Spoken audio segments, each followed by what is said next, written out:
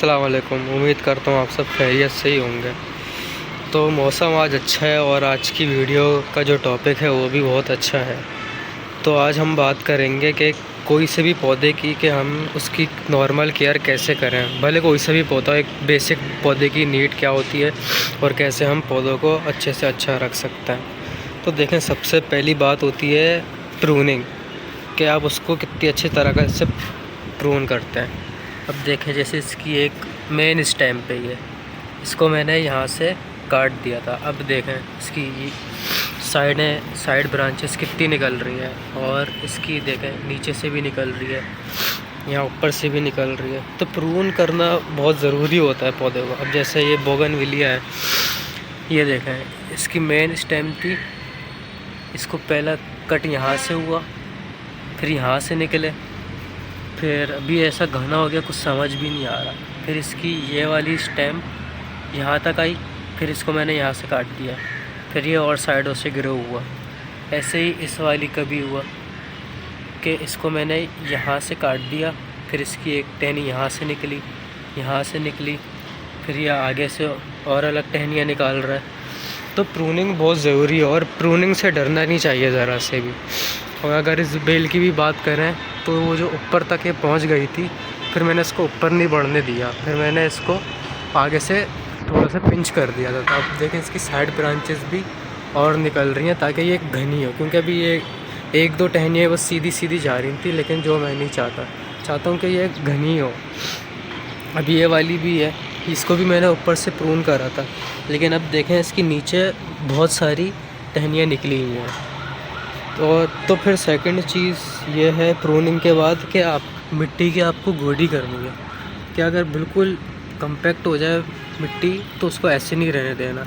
कोई भी टूल वगैरह लेके उसको 1-1, 2-2 इंच तक ऐसे आपने गोडी कर देनी है। बस ट्रंक के ऐसे थोड़ी 2-3 इंच छोड़ के करनी है, बिल्कुल पास में नहीं करनी ट्रंक की, वरना तो आपका पौधा डैमेज हो सकता है।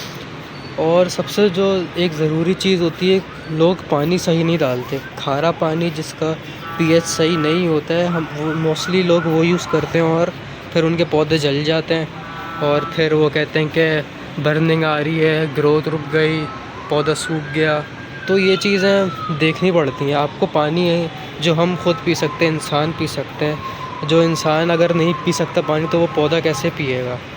तो ये भी सोचने की बात है। अगर जिस पानी का जितना अच्छा पीएच होगा तो उतना अच्छा जड़ें उसको लेंगी और हेल्थ उनकी अच्छी रहेगी।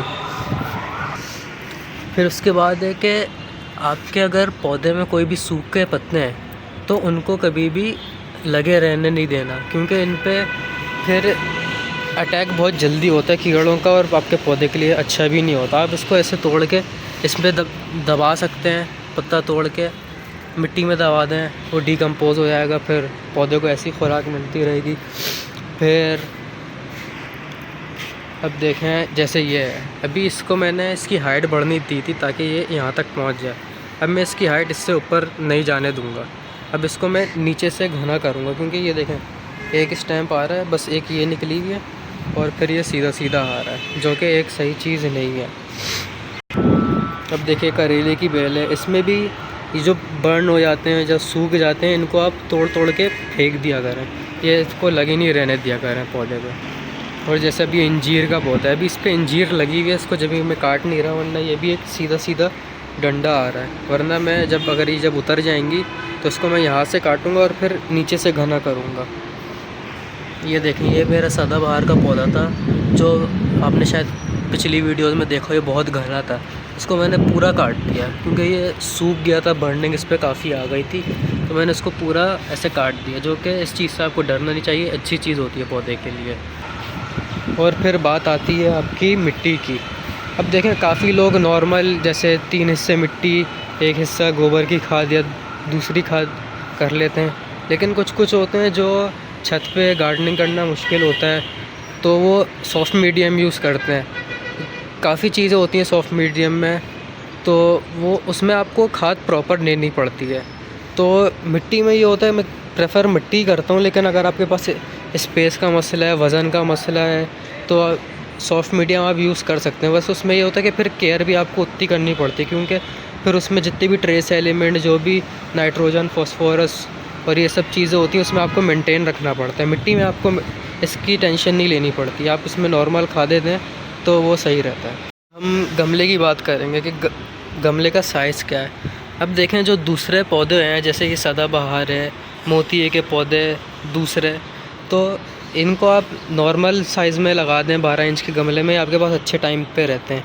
लेकिन जैसे ये अंजीर का पौधा है, ये खजूर का है, तो इनका नेचर दरख्त बनना होती है, जिनकी जड़ें भी सख्त हो जाती हैं और बढ़ती भी बहुत जल्दी हैं। तो ये गमले में इनको आप ज़्यादा से ज़्यादा 1 साल तो लगा सकते हैं, लेकिन इनको फिर और बड़ी स्पेस चाहिए होती है, वरना अगर इनकी रूट बाउंड हो गई तो आपका पौधा सूख के ऐसे ही मर जाएगा।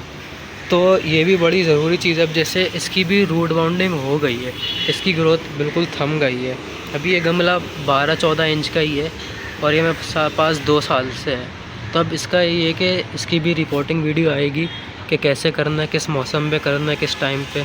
हम चाहें तो इसको निकाल के इसकी रूट प्रूनिंग करके रूट्स को काट के वापस इसी में भी लगा सकते हैं, लेकिन ये है कि हम अगर जगह हुई तो दूसरी जगह कर देंगे, नहीं तो हम इसको रूट्स काट के इसी में लगा देंगे। वो तो आने वाला वक्त ही बताएगा। जैसे अभी ये चीकू का पौधा है, ये मेरे पास काफ़ी टाइम से, ये भी 2 साल से, ये पहले बड़े गमले में था, फिर किसी मसले की वजह से इसको मैंने निकाल के इसकी रूट प्रूनिंग करी और 12 इंच के गमले में लगा दिया। अब इसके लिए ये है तो छोटा, लेकिन ये देखें इसकी ग्रोथ हो रही है।